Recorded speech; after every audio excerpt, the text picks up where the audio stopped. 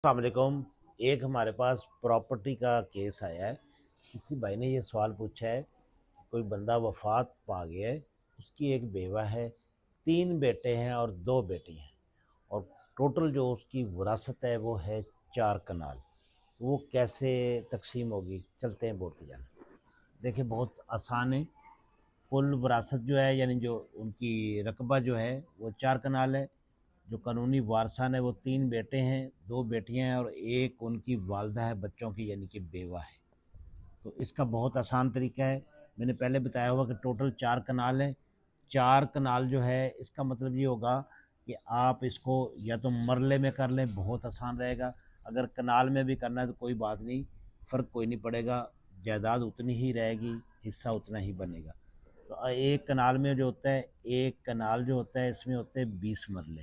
ठीक है, तो हमारे पास 4 कनाल हैं, तो ये हो जाएगा 20 × 4 बराबर 80 मरले जो है, ये टोटल रकबा बन जाएगा।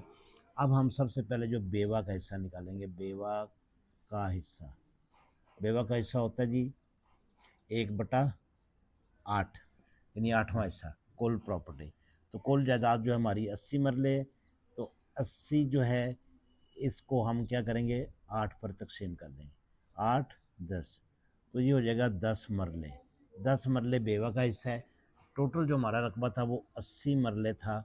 80 में से 10 निकालेंगे तो 70 मरले रह जाएगा। ये हमने बच्चों में तकसीम करना है।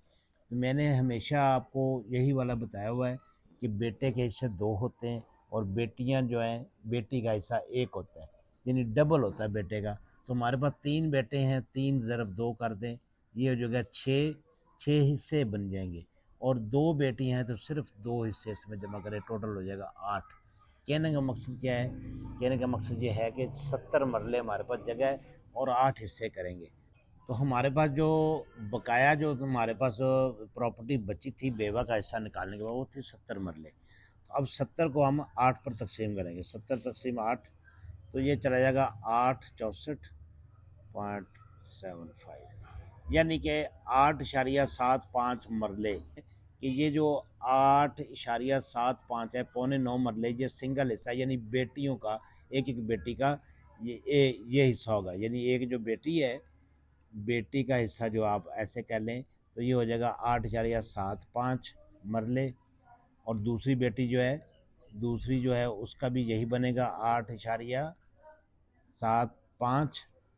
तो बेटा जो होता है उसका डबल होता है, चूँकि मैंने कहा था डबल होता है, तो हम 2 × 8.75, तो ये जब करेंगे तो ये हो जाएगा जी 17.5, यानी 8.75 था और 17.5 मरला ये बेटे का होगा। यानी कि ये अगर बेटियों का हम करते हैं तो ये टोटल जब करेंगे 17.5 हो जाएगा, ये वाला 2 बेटियों का। तो अगर 70 में से 17.5 निकालते हैं तो बाकी जो बचेगा उसको हमने 3 जगह पर तकसीम करना है। तो ये देखिए, ये 17 फिर 5 लिखें, फिर 17 फिर 5 लिखें, ये हो जाएगा 15, 21 एक 22, 22 3 2 5, ये हो जाएगा 52.5 और 17.5। टोटल जब जमा करें 70 बन जाएंगे। और 10 मरले हमने बेवा के निकाले थे तो वो इसमें डाल देंगे, टोटल 80 हो जाएगा। हमारी तकसीम बिल्कुल बराबर होगी। बस सिर्फ इसमें ख्याल ये रखना होता है कि जो बेटे होते हैं, जितने भी बेटे हैं उसको 2 से ज़रब दे देनी है, और जितनी बेटियां हैं उसको उनमें एक एक करके हिस्सा जमा कर देना। आपका जवाब बिल्कुल ठीक हो जाएगा। उम्मीद है समझ आ गई होगी। बहुत शुक्रिया।